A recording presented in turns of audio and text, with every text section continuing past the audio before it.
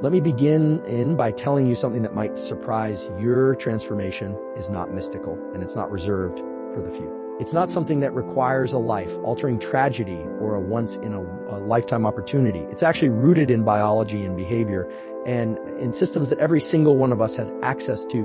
What transformed my life in just 1 year were not dramatic changes. It was a set of principles grounded in neuroscience and executed with brutal consistency.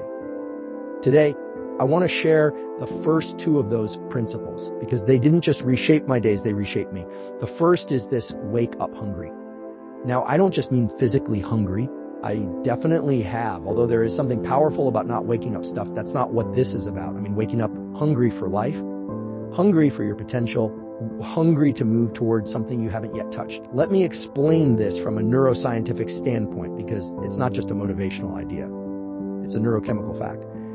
When we wake up, our brain begins a reset process. Cortisol levels rise in the first 45 minutes, and that's not a bad thing. It's actually your biological go signal. But what most people do, they smother it. They reach for their phones. They scroll. They input passive information. And what that does is it tells the brain today is for consuming.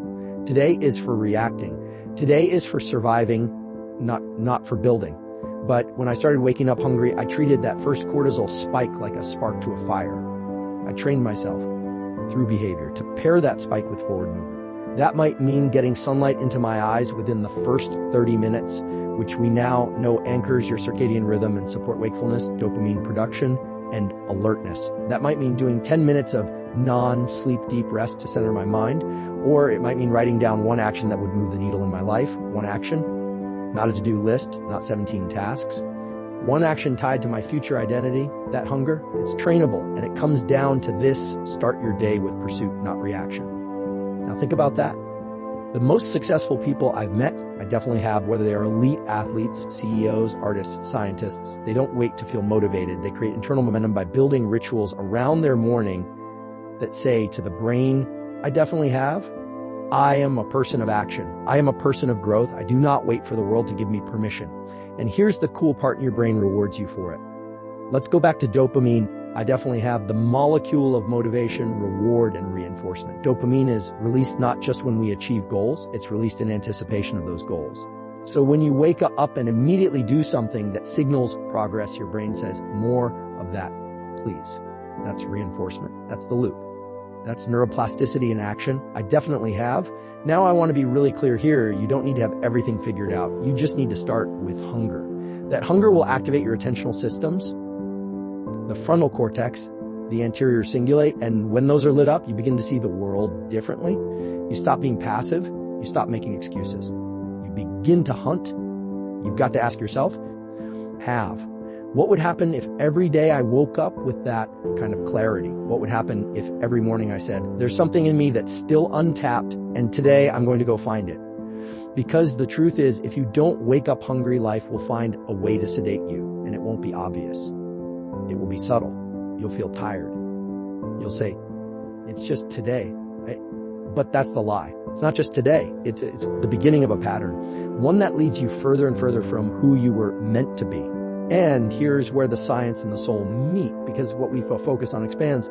The reticular activating system in the brainstem filters information based on what we've told our brain is important. I definitely have. If you start your day focused on limitations, you'll find them everywhere. But if you start your day focused on possibility, on pursuit, your brain will literally begin to filter your reality to highlight opportunity, growth, effort, and momentum. So that's why I say, I definitely have. Wake up hungry, not because it sounds good, but because it works. It's biologically real, and it changed me. Now, let's move to the second principle: own your mornings, own your life. I definitely have. Let me tell you something that I've found consistently among the highest performers, the deepest thinkers, and the people who seem to be building a life instead of reacting to wanting. They all guard their mornings like sacred ground. They don't roll out of bed into chaos. They curate the first 60 minutes of their day with precision.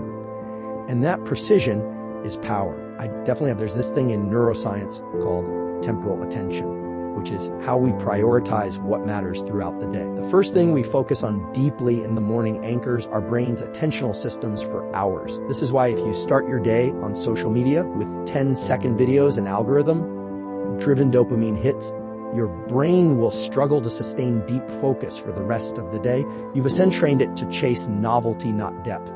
But if you start your day with intentional focus, whether it's meditation, breath work, learning, journaling, or even just silent presence, your brain adapts to that state. You build what we top-down control.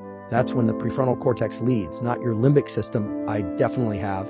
And that means you are in control of your life, not your cravings, not your distractions. My morning routine isn't elaborate, but it's sacred. I wake up and immediately hydrate, get sunlight exposure. This sets the circadian clock and increases wakefulness. I avoid screens. I do breath work or stillness. I think about my day in terms of impact, not just task. I have what will make today meaningful. What one action, if done well, would make today a win. Why do I do this? Because it activates what's called the salience network in the brain. It prioritizes what is important. It primes your nervous system for intentional behavior. And most importantly, it builds momentum. See, most people lose their day in the first hour. They don't realize that what they do upon waking is the foundation. It's not just about getting a jump on emails or rushing to the gym. It's about aligning your biology with your vision. Your nervous system is incredibly plastic in the early morning. That's when it's most ready to encode new patterns. So if you stack those hours with intentional inputs, your brain learns socks. This is who we are now. And that's the magic.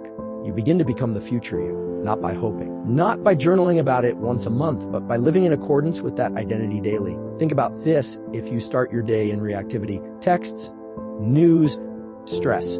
You put your nervous system into a state of sympathetic dominance, fight or flight. That's fine if you're being chased by a lion, but if you want to create, to build, to love, to grow, sympathetic overdrive is not your friend. It shortens your breath, shrinks your attention span, puts you on edge, and it makes you feel like you're always behind. But if you start your day in parasympathetic tone, breath, sunlight, silence, presence, you establish a foundation of calm alertness. That's where creativity happens.